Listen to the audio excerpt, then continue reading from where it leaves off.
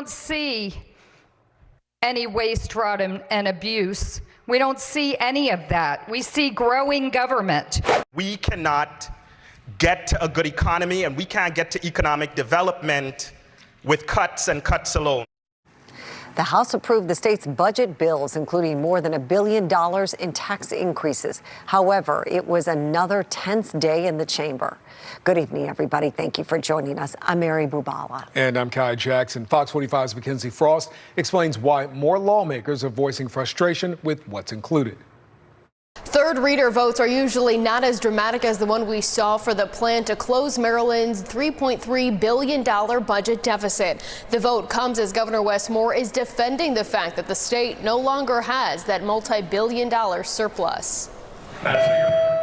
There being 130 members present, the House is now in session. Clerk will read the bill.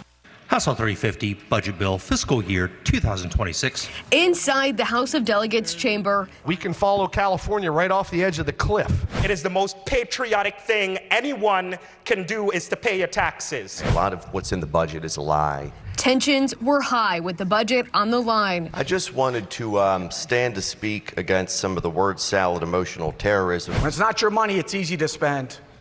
When it's your money, you care. What we are doing is irresponsible and it is wrong. The reason we have budgets like this is because of what y'all have done with gerrymandering in our state. After a marathon of debate Tuesday with more than 6 hours of discussion and hundreds of amendments floated. This BRFA, Madam Speaker, is about putting our values into action. Madam Speaker.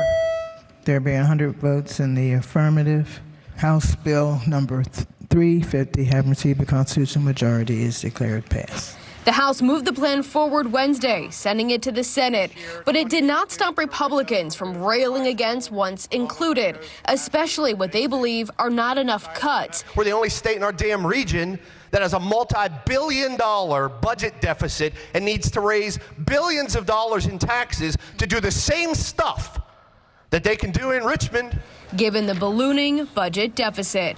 You know why we got to do this here in Maryland? Because we're a poorly run state. Last year's budget was built on $453 million of tax increases. This one is built on $1.6 billion of tax increases. And we have to start at some point asking what we've gotten for the money. Here's a look at some of those tax increases. A 3% tax on data and IC services, raising the cannabis tax, driving up the vehicle excise tax, and an excise tax on short-term rental cars, applying a sales tax on vending machine purchases, a capital gains tax. And the last business that's left in Maryland, please turn out the lights.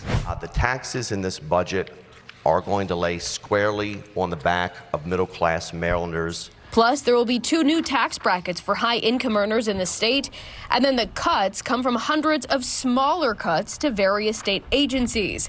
$420 million less going to the state's rainy day fund. That's not cutting spending. Other cuts, Republicans say, are not real spending slashes, rather shuffling funds. Shifting to teacher retirement costs to local governments, $98 million. That's not a cut, that's a shift. Republicans often point to the multi-billion-dollar surplus left by former Governor Larry Hogan. WBAL. W268BA. On WBAL News Radio Wednesday morning. Well, Governor Wes Moore joins us. Really appreciate your availability. Governor Wes Moore pushing back on spending the surplus frivolously. That was not a structural surplus.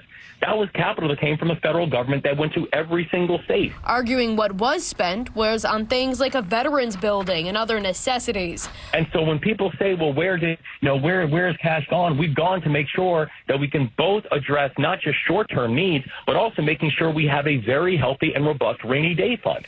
Regardless of whether you agree with the surplus spending, the deficit is real. And back in the House, some Democrats, though, are frustrated with the budget plan on tax hikes. I feel like I don't have a place in this place anymore. While explaining why she's voting against the bill. Madam Speaker, candles just to light her house. Madam Speaker, I'm trying to help. Thank you for recognizing me, Madam Speaker. The 2 minutes for the young lady are over. I can count. But you must sit down. You no longer have the floor. Delegate Sample Hughes was told to sit down and her time had expired.